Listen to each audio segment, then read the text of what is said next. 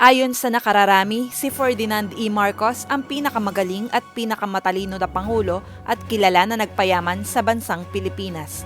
Marami ring proyekto umano ang naipatayo sa ilalim ng pamumuno niya. Narito ang katotohanan sa lagay ng ekonomiya sa Pilipinas sa panahon ng panunungkulan ni dating Pangulong Ferdinand E. Marcos, galing mismo sa kanyang bibig. But they look around and see that the government is really trying to clean up.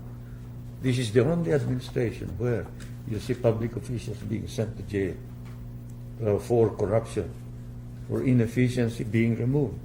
And this is the only administration where you have an ombudsman who conducts an investigation quietly and prosecutes no matter who gets hurt, whether they are KBL members or members of the opposition or neutral members.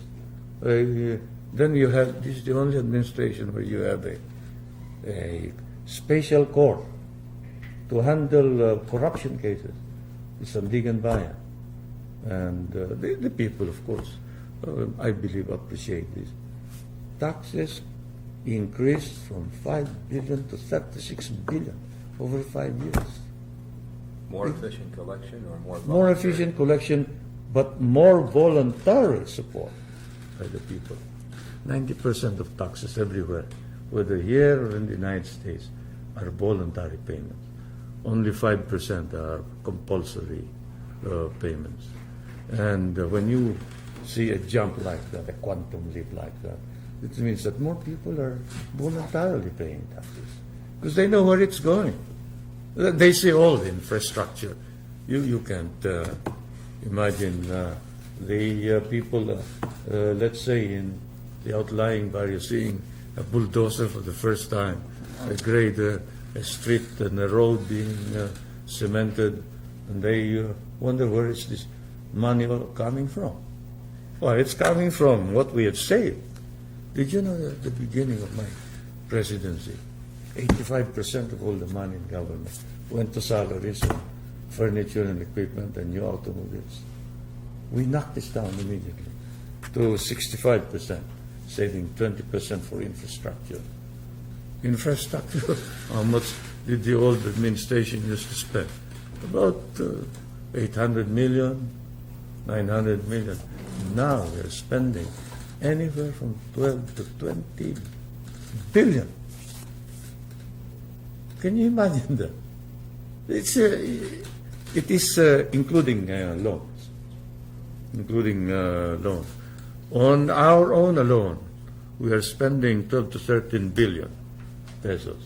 And then we borrow in the long term. Now, of course, some of my critics say, hey, that's all that Marcos knows, to borrow money. Well, the World Bank refused to lend money to the Philippines before I became president. Did you know that? I did not. 40 million dollars was all that the World Bank would lend in 1 year because of inefficiency in the handling of the funds, the serious corruption that was endemic, and at the same time the lack of planning. What is the current World Bank assessment now of the Philippines? Our indebtedness about 11 to 12 billion, and the most important part is before I became president, 90% of all the indebtedness had to be paid within a year or two, short term. Now we have been able to extend this to long-term indebtedness. Before my term, we could not pay our indebtedness. There was a time when the what you call the debt payment ratio in relation to foreign exchange earnings was 42%, meaning 42% of everything that you earn in your exports, you plowed back to pay your indebtedness. I've knocked this down to 18%. Now our legitimate level under our own self-imposed domestic law is 20%. But I've even reduced the debt payment ratio to 18.7. That's the accurate figure. 18.6, 18.7. notwithstanding the fact that we have increased our expenditures in the infrastructure. Now, when you have all of this and you get the people to support all these efforts, don't you think it's about time to lift martial law? Mr. President, let me play the devil's advocate again. One of the critics, one of the key criticisms has been the more things change, the more they remain the same. That while you have lifted the semantic term martial law, you still maintain the power. You can still step in and do what you want. How do you answer that question? Of course not. On the contrary, the truth of the matter is that I now have transferred the power to legislate to the Batasan Pambansa. They say, yes, but in case of an emergency, the President can exercise certain powers. Under the old Constitution, that was just as true as it is now.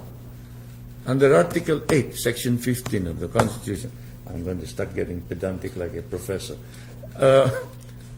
the National Assembly can authorize me. Presumably, therefore, since I control the National Assembly, meaning our party is in control, I can get any kind of emergency powers from the National Assembly. So whether it is one way or the other, it is a matter of style and intention. I don't intend to exercise any emergency powers without first giving the Batasan Pambansa or the National Assembly the opportunity and the right to rectify any errors, to meet any emergency, unless, again I say, you are suddenly met with revolution. You have to make a few arrests, like Lincoln did after the attack on Fort Sumter. You remember that classic case. After the attack on Fort Sumter, he ordered the arrest of those whom he considered had participated in the treachery to the Union. And the Chief Justice of the Supreme Court of the United States ordered their release. And he said, you enforce that order. I'm not going to enforce it. And he kept the Union together. Now, that's a different matter. That's a different matter altogether, because when there is violence, let's not talk about other emergency powers. I can proclaim martial law all over again, but I have no such intention. The response to crisis must be calibrated. Now that we have acquired a more sophisticated attitude towards crisis, and we can more or less grade the urgency of action necessary to meet crisis, then we can calibrate our actions.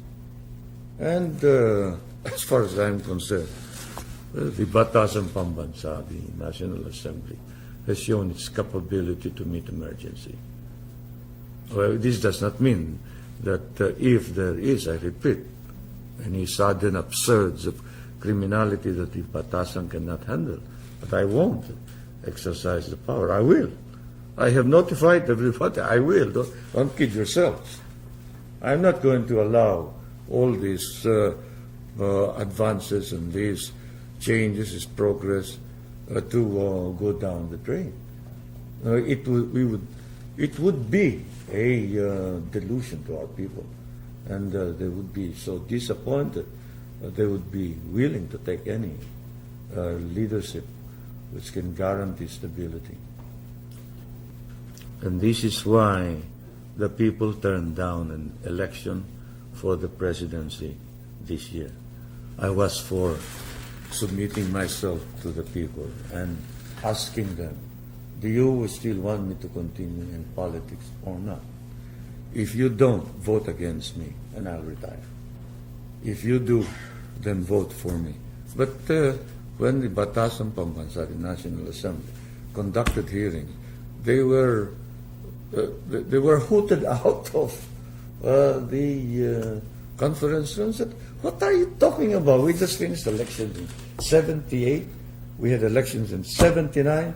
We had elections in 1980 for local officials like governors and mayors. And you want us to start elections again? What do you think this is, a banana republic? And so they said, no, we'll give the opposition a chance to organize. And I agree that the opposition is weak.